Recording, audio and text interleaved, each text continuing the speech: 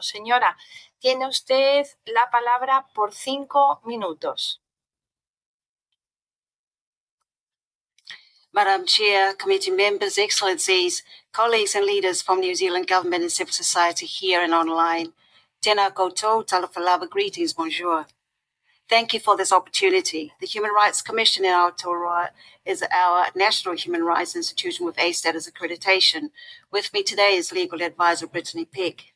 New Zealand is a wealthy nation and we are at peace, to which women and girls contribute to protect, respect and uplift. Since the 2018 CEDAW review, the world has changed and we've had 2 changes of government. And today we must ensure that decisions made continue to take women forward, not backwards. I want to respectfully acknowledge the enduring advocacy of our NGOs and public servants for the interests of women. I will talk now of key areas for the committee's attention. Firstly, the rights of our Indigenous Māori women. The Te Riti o Waitangi affirms Māori women's Indigenous rights to sovereignty and self-determination. Yet Māori women and girls continue to experience inequities across most well-being measures as mentioned. Around 67% of women in prison are Māori, yet Māori only make up around 20% of the general population. Despite this, our government is currently working through a reform program that looks to further undermine Māori women's rights that includes disestablishing the body created to advance Māori health, equity and self-determination, reviewing the role of the Waitangi Tribunal, the primary avenue for Māori to raise claims regarding Crown breaches of the Te Riti, and the entity which is currently undertaking a major inquiry into Māori women's rights as mentioned by the delegation. The government has already stopped all work to implement the UN Declaration on the Rights of Indigenous Peoples, or UNDRIP.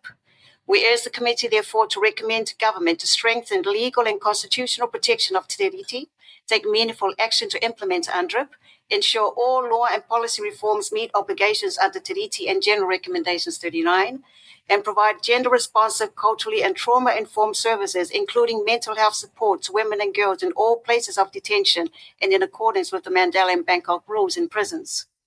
I turn now to violence and abuse faced by women and girls, and I want to acknowledge the CEDAW Committee's previous recommendations which have contributed to the government's production and investment in Te Aorere Kura as mentioned.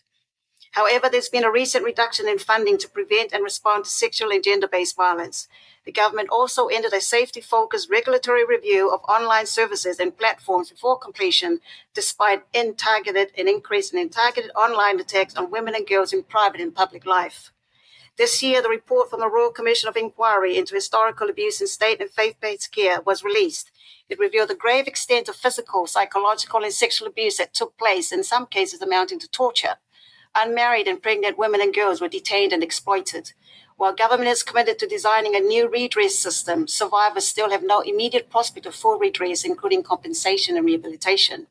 We urge the committee to recommend to government to advance and implement an updated Te Aorere Kura action plan and mainstream gender-specific goals, resume the regulatory review of online services and platforms and develop legislation to reduce online harm, and implement all the recommendations of the Royal Commission inquiry into abuse and care, noting specific references to CEDAW and human rights. I turn now to women's socio-economic security. In 2019, the Welfare Expert Advisory Group made recommendations to restore dignity to the social security system.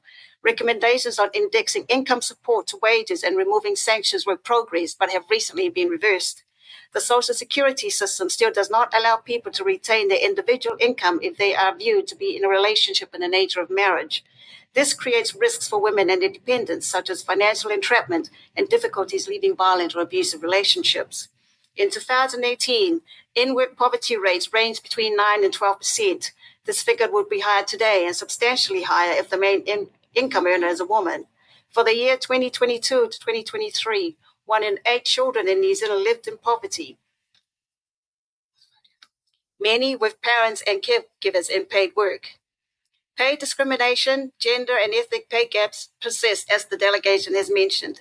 In 2022, our commission undertook an inquiry which found that for every $1 a New Zealand European man earns, a New Zealand European woman earns 89 cents, a Māori woman earns 81 cents, and a Pacific woman 75 cents. We must look below the averages. The gender retirement gap widens in every age group category throughout women's working lives, culminating at 26.9% in the last decade pre-retirement. Women aged 65 and over are among the most at risk of homelessness. In response to pay inequity, the government has decided to develop a voluntary tool to focus primarily on gender pay gap reporting, as the State Party has shared. This decision lacks urgency and willfully neglects glaring evidence that racism, ableism, migrant exploitation, bullying, and sexual harassment in workplaces affect pay, progression, income security, and preparation for a dignified life in retirement, especially for women. We urge the committee, therefore, to recommend to government to adjust income support rates to those recommended by the Welfare Expert Advisory Group, individualize income support entitlements, reinstate Fair Pay Agreement Act, introduce appropriate temporary special measures and pay transparency legislation to ensure the right to work and equal employment opportunity by gender, ethnicity, disability, and sex, amend the Equal Pay Act 1972 to include ethnicity, disability, and gender, ratify ILO 190 Violence and Harassment Convention, and introduce modern slavery legislation with due diligence. Del comité CEDAW, agradezco a la señora Sumeo por sus comentarios.